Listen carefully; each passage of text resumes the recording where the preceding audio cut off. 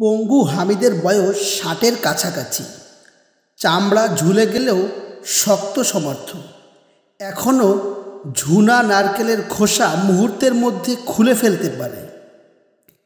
গত কুরবানির সময় সে গরুর সিনা দাঁত দিয়ে চিবিয়ে খেয়েছে, তেমন অসুবিধা হয়নি। তার একটাই অসুবিধা, সে হাঁটাচলা করতে পারে না। এক জায়গা থেকে আরেক জায়গায় হুইল চেয়ারে যেতে হয়। হুইল চেয়ারটা ২ বছর আগের, তবে এখনও নতুন। প্রতিদিন হামিদের ছেলের বউ ঝাড়পোছ করে, কাউকে হাত দিতে দেয় না। অনেকেই দেখতে আসে, আগ্রহ নিয়ে বলে, সাইকেল চেয়ারটা একটু দেখাও, চলে কেমনে, মেশিন আছে? হামিদের ছেলের বউ মর্জিনা অহংকারী গলায় বলে, মেশিন নাই, হাতে চলে। আচানক জিনিস বানাইছে গো, কোমর ভাঙ্গা পইড়া থাকলেও অসুবিধা নাই। সাইকেল চেয়ারে কইরা ঘুরবা। জিনিসটার দাম কত? দাম কত জানি না, চেয়ারম্যান সাহেব সরকার থাইকা বন্দোবস্ত কইরা দিছেন, সাথে খোরাকির টাকাও পাইছেন, কত জানি না। মর্জিনা জানে না কথাটা ঠিক না।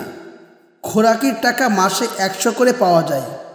প্রতি ৩ মাস পরে চেয়ারম্যান সাহেবের খাতায় টিপসই করে টাকা আনতে হয়।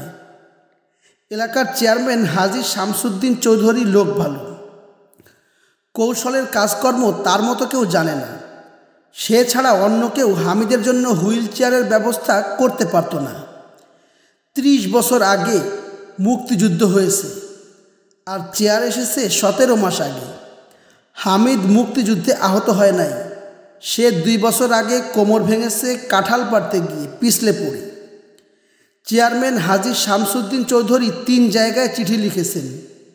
মুক্তিযুদ্ধ বিষয়ক মন্ত্রণালয়, মুক্তিযোদ্ধা কল্যাণ পরিষদ, দেশ নামের এক এনজিও। তিনি লিখেছেন, যাদের জন্য আজ স্বাধীনতার লাল সূর্য উদিত হয়েছে, সোরান্তর গ্রামের হামিদ তাদের একজন। আজ হামিদের পরিচয় পঙ্গু। কোমর ভেঙে সে বিছনায় শুয়ে আছে ৩ বছর। ২৬শে মার্চ স্বাধীনতা দিবসে সারা জাতি যখন আনন্দ সাগরে ভাসে, তখন হামিদ ভাসে অশ্রু জলে। মুক্তিযোদ্ধার সরকারি তালিকায় তার নাম নেই, কারণ সে নামের পেছনে ছোটে নাই। বিশেষ বিশেষ দিনে যখন অঞ্চলের ছেলেমেয়েরা এসে তাকে কদমবুসি করে, গলায় জবা ফুলের মালা পরিয়ে দেয়, তখন সে বলে, আমার মানব জনম সার্থক। স্বাধীন দেশে আমরা ছোটাছুটি করে বেড়াবো, আর পাকিস্তানি সেনাবাহিনীর কাছে হায়না হিসাবে পরিচিত মুক্তিযোদ্ধা হামিদ পঙ্গুত্বের অভিশাপ নিয়ে বিছনায় শুয়ে থাকবে। এই কি বিচার?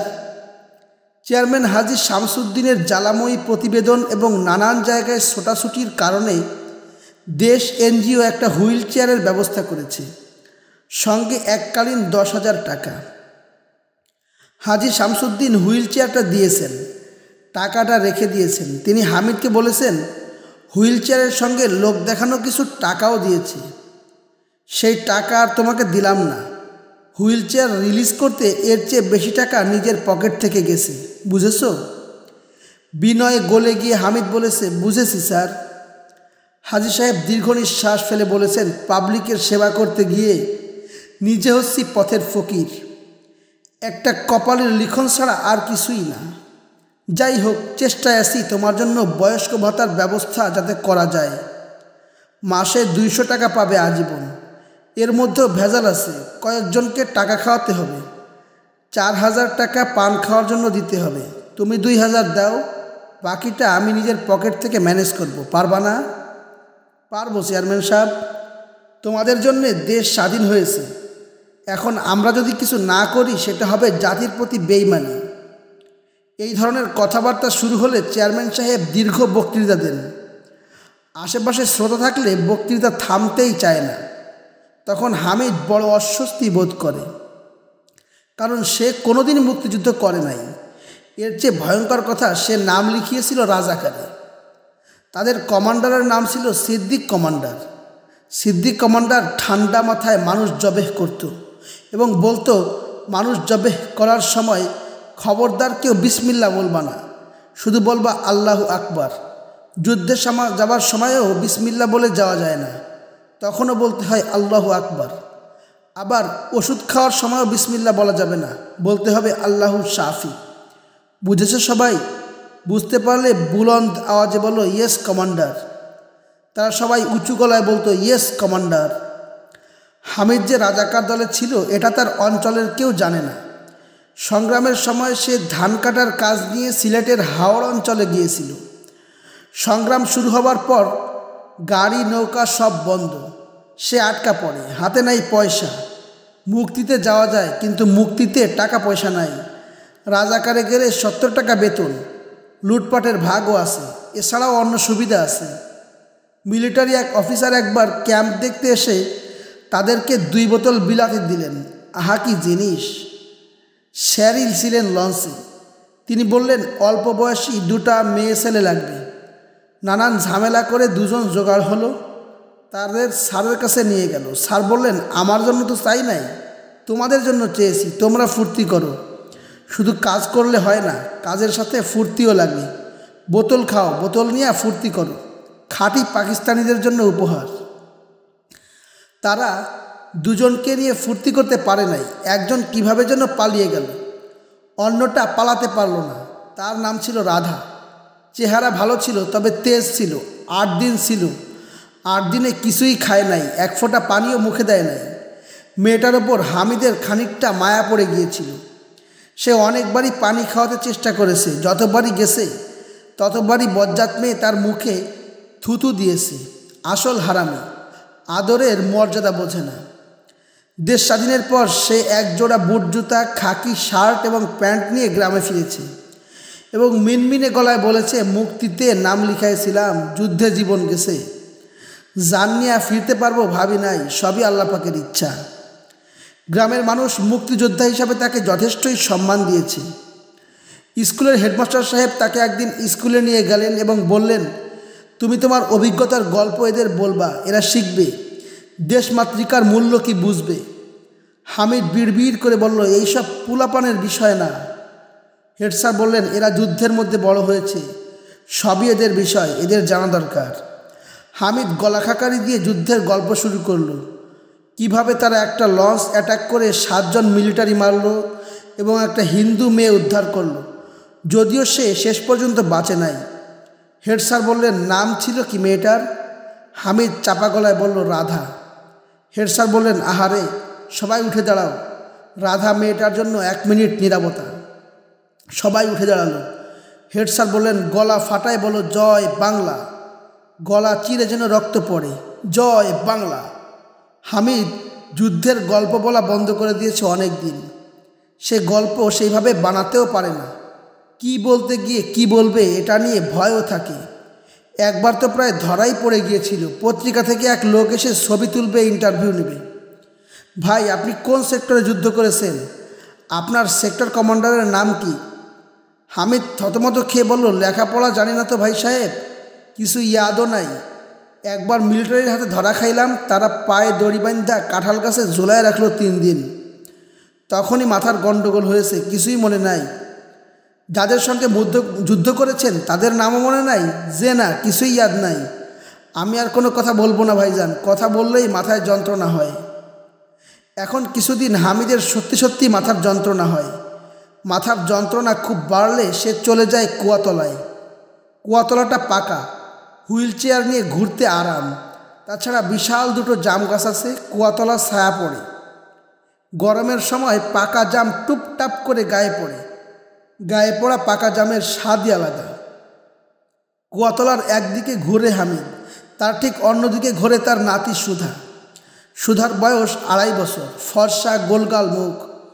সুধার মা সবসময় সুধার চোখে কাজল এবং টিপ দিয়ে রাখে, যেন কেউ নজর দিতে না পারে।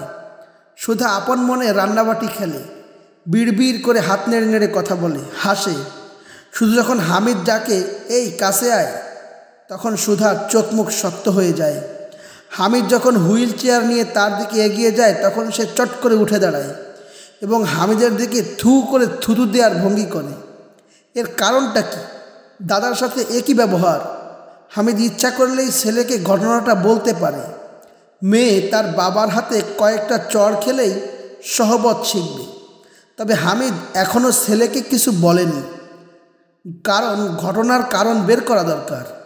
কারণ নিশ্চয়ই আছে। এক দুপুরে হুইল চেয়ারে হামিদ বসা, হামিদের উল্টো দিকে সুধা খেলছে। দুজনের মাঝখানে কুয়া বলে তাকে দেখা যাচ্ছে না, তবে তার গলা শোনা যাচ্ছে, কি একটা ছড়া বলছে।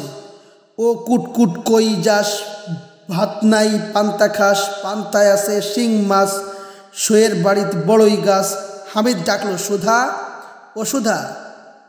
সুধা বলল, চুপ। হামিদ হুইল চেয়ার নিয়ে এগিয়ে যাচ্ছে। চাকার ঘর ঘর শব্দ হচ্ছে। সুধা বলল, কাছে আসবি না, স্যাপ দিমু। হামিদ বলল, স্যাপ দিবা কেন দাদু, তুই পচা। হামিদ থমকে গেল। মেয়েটার কথাবার্তা এরকম কেন? সে কি কিছু জানে? পোলাপানরা অনেক সময় অনেক কিছু জানে, কেমনে জানে বলা কঠিন। মেয়েটার কাউরে থুতু দেয় না, তাকে দেখলেই থুতু দেয়। রাধাও থুতু দিত। রাধার মুখও ছিল গোলগাল। দুজনের নামেরও মিল আছে, একজন রাধা আর একজন সুধা।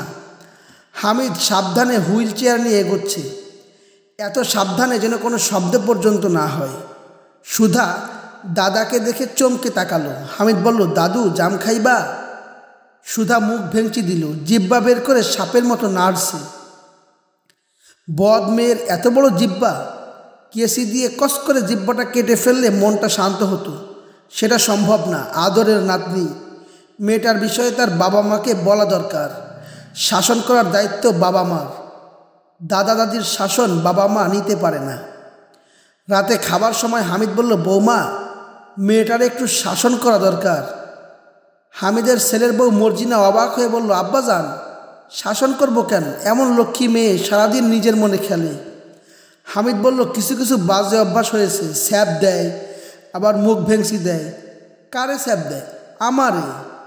বলেন কি? ওই সুধা, সুধা কাছে আয় দেখি, তুই দাদুরে স্যাপ দেশ? হামিদ তাকিয়েছে মেয়ের দিকে। কি জবাব দেয় শোনা দরকার। সুধা অবাক হয়ে একবার তার দাদার দিকে একবার তার মার দিকে তাকিয়ে বলল, না মা, এমনভাবে বলছে যে বিশ্বাস না করে উপায় নাই, বদ মেয়ে। মর্জিনা বলল, আব্বাজান, আপনি মনে হয় ধান্দা দেখছেন। বয়সকালে মানুষের ধান্দা হয়। সুধা, মা যাও, দাদুরে আদর করে দাও, যাও। হামিদ বিরক্ত মুখে বলল, আদর লাগবে না। মর্জিনা বলল, অবশ্যই লাগবে, মা যাও, দাদুরে আদর করো। সুধা এগিয়ে গেল এবং থু করে থুতু ফেলল। হামিদ বলল, দেখলা কি করছে? মর্জিনা অবাক হয়ে বলল, কি করেছে? স্যাপ দিয়েছে, দেখো নাই? মর্জিনা বলল, স্যাপ দেয় নাই, আপনি ভুল দেখছেন। হামিদ নিঃশব্দে খাওয়া শেষ করলো। এরা কিছু বুঝতে পারছে না। রাধা যেভাবে থুতু দিত, এই মেয়েও তাই করে। মেয়েটা দেখতেও রাধার মতো, গোল মুখ, নামেও মিল আছে, রাধা আর সুধা। সুধা নাম রাখা বোকামি হয়েছে, হিন্দুয়ানি নাম। বয়সকালে মানুষের ঘুম কমে যায়, সারা রাত জেগে কাটাতে হয়। হামিদের হয়েছে উল্টোটা। রাতের ভাত খাওয়ার পরপরই তার ঘুম পায়। এক ঘুমে রাত কাবার। ঘুম আরামের হয় না, এই এক সমস্যা। আলতু ফালতু স্বপ্ন। বেশিরভাগ স্বপ্নেই সিদ্দিক কমান্ডারকে দেখা যায়। স্বপ্নগুলি এত বাস্তব। স্বপ্নে সিদ্দিক কমান্ডার এসে ধাক্কা দিয়ে ঘুম ভাঙায়। রাগী গলায় বলে, খবর পাইছি মুক্তি আসছে, আর তুই ঘুমে? হাতিয়ার কই? হাতিয়ার নিয়ে বাইর হ, আজ আমরার খবর আছে। স্বপ্নের পরের অংশ বড়ই কষ্টকর। ভারী হাতিয়ার কাঁধে নিয়ে বনে জঙ্গলে কাদায় পানিতে মুক্তির ভয়ে ছোটাছুটি। মাঝে মাঝে রাধার বিষয়টা স্বপ্নে আসে। একটা গামছায় কোনো মতে শরীর ঢেকে রাধা ঘরের কোনায় বসে আছে। বাস্তবে তার হাত পেছন দিকে বাঁধা থাকত, স্বপ্নে হাত থাকে খোলা। হামিদ ঘরে ঢুকতেই রাধা বলে, আপনারে বাপ ডাকলাম, আপনি আমার ধর্মবাপ, আমারে দয়া করেন। তখন সিদ্দিক কমান্ডারের কথা শোনা যায়। স্বপ্নে সিদ্দিক কমান্ডার হঠাৎ উদয় হয় এবং চাপা গলায় বলে, সংগ্রামের সময় দয়া মায়া শ্বশুরবাড়িতে বেড়াইতে যায়, বুঝছো রাধা? আরেকটা কথা, সংগ্রামের সময় বাপ মিলিটারি, আর কেউ বাপ না। আমরা রে বাপ ডাক্কা লাভ নাই। এখন আমরা তোমার স্বামী, এক স্ত্রী 7 স্বামী। এক এক স্বামী এক এক পদের, প্রত্যেককে সোহাগ করবা। স্যাপ যদি দাও পরে বুঝবা। শেষের দিকে মুক্তিদের অবস্থা ভালো হয়ে গেল। বলতে গেলে রোজ রাত্রেই মুক্তি আসে। একদিন সিদ্দিক কমান্ডার বললেন, আজ রাতে আমরা পালায় রাজানগর বাজারে চলে যাব। সেখানে মিলিটারির ঘাঁটি আছে, আমরা নিরাপদে থাকব। সপ্তই আর থাক, রওনা দিব মাগরিবের রক্তে। হামিদ বলল, রাধারে কি করবেন, সাইরা দিবেন না সাথে নিয়ে যাবেন? সিদ্দিক বলল, সাইরা দিব কোন দুঃখে, এই মেয়ে আমাদের সবের এসেনি, মুক্তির কাছে খবর দেবে, বুঝছো ঘটনা? রাধারে বস্তায় ভইরা হাওড়ের পানিতে ফেলায় যেতে হবে। 10-12টা ইট দিবা বস্তার ভেতরে, যেন না ভাসে, আর কাজটা করবা হামিদ। হামিদ বলল, আমি কি জন্য করব? আমি অর্ডার দিছি, এই জন্য তুমি করবা, কমান্ডারের অর্ডারের উপরে কোনো কথা নাই। হামিদ কাজটা একা করে নাই, কমান্ডার সিদ্দিক সাহায্য করেছে। মেয়েটারে বস্তায় ভরতে বিরাট ঝামেলা হয়েছিল। সিদ্দিক কমান্ডারের হাত কামড়ে দিয়ে করল রক্তারক্তি। দেশ স্বাধীন হওয়ার পরেই সিদ্দিক কমান্ডার ধরা পড়েছিল মুক্তির হাতে। মুক্তির কমান্ডার তাকে জিজ্ঞেস করেছেন, তুমি সারা জীবন কোনো ভালো কাজ করছো কি? একটা ভালো কাজের কথা বলো। সিদ্দিক কমান্ডার বলেছে, ভালো কাজ কি করেছি, মন্দ কাজ কি করেছি আপনারা কেন বলবো? এইটা তো রোজ হাসর না, তবে আমার সঙ্গে যারা ছিল প্রত্যেকের নাম ঠিকানা দিতেছি, পারলে এদেরও ধরেন, কাগজ কলম আনেন, নাম লেখেন। অনেকেই ধরা পড়েছে, হামিদ বাদ পড়েছে। আজ লোকজন তাকে সম্মান করে। ছোট ছোট পোলাপান পতাকা হাতে নিয়ে চিকন গলায় বলে, মুক্তিযোদ্ধা হামিদ জিন্দাবাদ। জীবনটা তার এইভাবেই কাটবে সে নিশ্চিত। সমস্যা একটাই, সুধাকে দেখলেই মনে হয় সে সব জানে। রাধা যেভাবে থুতু দিত, সুধা মেয়েটাও সেইভাবে থুতু দেয়। মেয়েটা বড় হবার আগেই একটা ব্যবস্থা নিতে হবে। সিদ্দিক কমান্ডার বলতেন, যা ইচ্ছা করবা, প্রমাণ রাখবা না। হামিদ নিজেও কোনো প্রমাণ রাখতে চায় না। প্রমাণ খারাপ জিনিস। তার নাতনি সুধা প্রমাণ ছাড়া কিছু না। এক দুপুরে অস্বাভাবিক গরম পড়েছে। কুয়াতলায় হামিদ হুইল চেয়ারে বসে আছে, এক ফোঁটা বাতাস নেই। কুয়ার অন্য পাশে সুধা খেলছে, কুটুর পুটুর কুটুর পুটুর করে নিজের মনে কথা বলছে। হামিদ হুইল চেয়ার নিয়ে নিঃশব্দে এগিয়ে গেল। তাকে দেখেই সুধা খেলা বন্ধ করে থু করে একদলা থুতু ফেলল। হামিদ হাত বাড়িয়ে সুধাকে ধরল। পরের ঘটনাগুলি মুহূর্তের মধ্যে ঘটে গেল। কুয়াতে ঝপাং করে ভারী কিছু পড়ার শব্দ হলো। হামিদ 1, 2, 3 করে 100 পর্যন্ত গুনল। কুয়ার ভেতর থেকে কোনো শব্দ আসছে না। হামিদ তখন আকাশ ফাটা চিৎকার দিল, বৌমা কই, বৌমা কই, আমার দাদু কুয়াতে পড়ে গেছে, বৌমা, ও বৌমা।